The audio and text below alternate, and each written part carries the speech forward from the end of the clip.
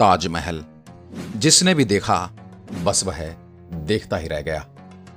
दूर दूर से लोग मोहब्बत की इस निशानी का दीदार करने आते हैं, फोटो खिंचवाते हैं और यादों को संजोकर लौट जाते हैं। इस बेहद हसीन इमारत को देखने के बाद हर कोई इसके डिजाइन, सफेद संगमरमर और उस पर हुई बेहद खूबसूरत नक्काशी की बात करता है। लेकिन क्या कभी किसी ने सोचा है जिस बेगम के लिए ताजमहल बनवाया गया, क्या शाहजहां और मुमताज के प्यार में इतनी पवित्रता थी? उसी मुमताज की जिंदगी कैसी थी जिसकी चर्चा मोहब्बत के नाम पर ताजमहल से की जाती है। आज हम बात करेंगे ताजमहल के सफेद संगमरमर से भी ज्यादा खूबसूरत मुमताज महल की। यह किस्सा शुरू होता है नूरुद्दीन मोहम्मद जहांगीर, जो मुगल वंश का चौथा बादशाह बना और हिंदुस्तान के तख्त पर बैठा। आशिक मिजाज जहांगीर की 20वीं बेगम नूरजहां ईरानी परिवार में पैदा हुई। बला की खूबसूरत नूरजहां के बारे में कहा जाता है कि उन्होंने 16 साल तक पर्दे के पीछे से मुगल सल्तनत को चलाया। मुगल दरबार में नूरजहां का रुतबा बढ़ता गया तो जहांगीर ने उनके पिता एतमाद-दौला को वजीर बना दिया। एतमाद-दौला के बेटे अबुल हसन असाफ खान के घर 27 अप्रैल 1593 को बेटी पैदा हुई जिसका नाम रखा गया अर्जुमन। सीधे शब्दों में कहा जाए तो अर्जुमन चौथे मुगल बादशाह जहांगीर की बीवी नूरजहां की भतीजी हुई। कहते हैं अर्जुमन एक बार आगरा के मीना बाजार में घूमने निकली। यहीं पर पहली बार शहाबुद्दीन मोहम्मद खुर्रम ने उनको पहली नजर में देखा और देखते ही उन्हें दिल दे बैठे। खुर्रम और अंजुमन की अप्रैल 1607 में सगाई पक्की हो गई। उस वक्त अर्जुमन 14 साल की थी और खुर्रम 15 वर्ष के हो चुके थे।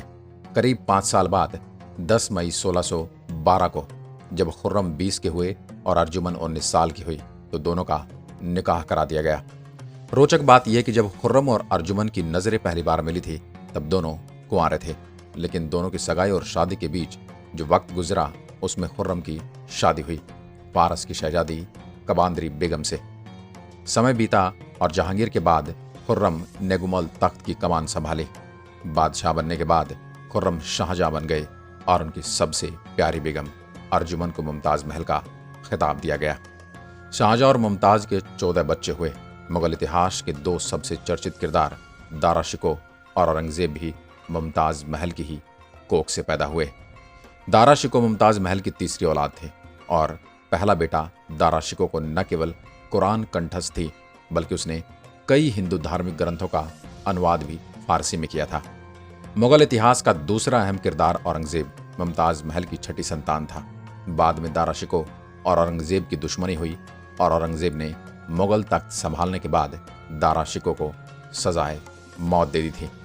इतिहासकारों के मुताबिक 19 साल की उम्र में शादी करने वाली मुमताज महल 38-39 वर्ष की उम्र में तकरीबन हर साल गर्भवती रही और उनकी मौत भी 14वीं संतान को जन्म देते हुए हो गई। शाहजहांनामा में मुमताज महल के बच्चों के बारे में विस्तार से जिक्र मिलता है, जिसके मुताबिक मुमताज महल ने सबसे पहले 1613 में एक बेटी को जन्म दिया जिसका नाम रखा गया शहजादी हुराला निसा। इसके बाद अप्रैल 1614 में मुमताज दोबारा मां बनी। इस बार उन्होंने जहांआरा को जन्म दिया जो बाद में मुगल सियासत का बेहद अहम किरदार बनी। मार्च 1615 में मुमताज महल ने अपने बेटे दारा शिकोह को जन्म दिया। इसके बाद अगले ही साल जुलाई 1616 में शाह शुजा का जन्म हुआ। सितंबर 1617 में शहजादी रोशनारा और उनके बाद नवंबर 1618 में मुमताज महल के गर्भ से पैदा हुआ औरंगजेब, जो बाद में बेहद सफल शासक तो बना लेकिन उसकी क्रूरता के किस्से आज भी हिंदुस्तान के इतिहास में दर्ज हैं। इस तरह मुमताज महल ने 1613 से लेकर 1631 तक करीब हर साल एक बच्चे को जन्म दिया। मुमताज महल के कई बच्चों की मौत भी हुई। उनकी पहली बेटी 3 साल की उम्र में चल बसी। उमेद बख्श भी 3 साल में मर गया। सुरैया बानो का 7 साल की उम्र में इंतकाल हो गया। लुक अल्लाह भी 2 साल की उम्र में काल के गाल में समा गया। दौलत अफजा की मौत 1 साल की उम्र से पहले ही हो गई। हुस्नारा 1 साल की होने से पहले ही मर गई।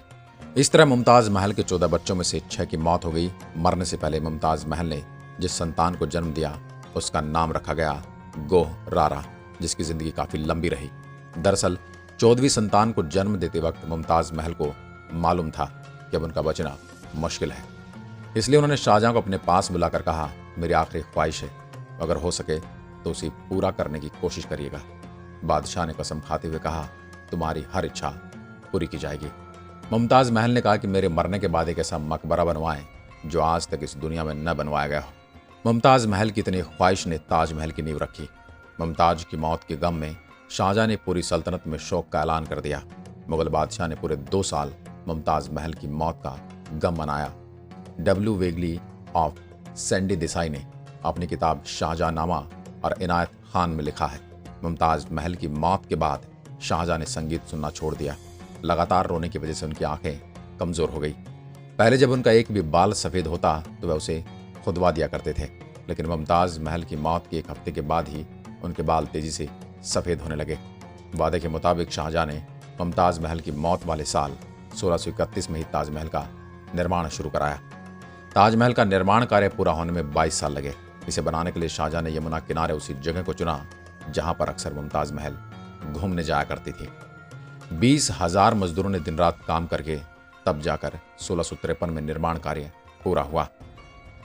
शाहजहां ने मुमताज महल के साथ निकाह से पहले और निकाह के बाद भी कई और शादियां की। उनकी बीवियों के नाम है कबांद्री, कंधारी बेगम, अकबराबादी महल, मुमताज महल, हसीना बेगम, मोती बेगम, कुदासिया बेगम, फतेहपुर महल और सरहिंदी बेगम। इस तरह कुल संख्या 8 हुई, लेकिन कुछ इतिहासकार शाहजहां की बीवियों की संख्या इससे ज्यादा बताते हैं। कहा यह भी जाता है कि मुमताज महल के इंतकाल के कुछ दिनों बाद ही मुमताज महल की बहन से शाहजहां ने शादी कर ली थी।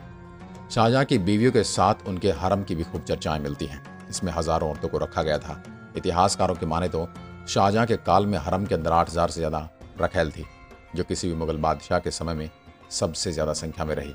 यह बात सही है कि शाहजहां ने मुमताज महल की याद में ताजमहल को तामीर करवाया था। यह बात भी सही है कि ताजमहल दुनिया की बेहद खूबसूरत इमारतों में से एक है, लेकिन सवाल यह है कि ताजमहल को मोहब्बत की निशानी कहना कितना जायज़ है। बहुत से लोग ऐसा तर्क देते कि उस जमाने में कई शादियों का चलन था और राजे महाराजे हरम में रखेले रखा करते थे, लेकिन इतनी बीवियां होने के बाद भी शाहजहां मोहब्बत तो मुमताज से ही करते थे। मगर यहाँ पर एक दूसरा तर्क ये भी है। नूरजहां के साथ जहांगीर ने 20वीं शादी की थी, लेकिन उसने नूरजहां से शादी के बाद एक भी निकाह नहीं किया। जहांगीर का ही उदाहरण उसके बेटे शाहजहां पर लागू करें तो अगर मुमताज से बेपनाह मोहब्बत करता था तो उसने मुमताज की मौत के बाद एक और शादी क्यों की।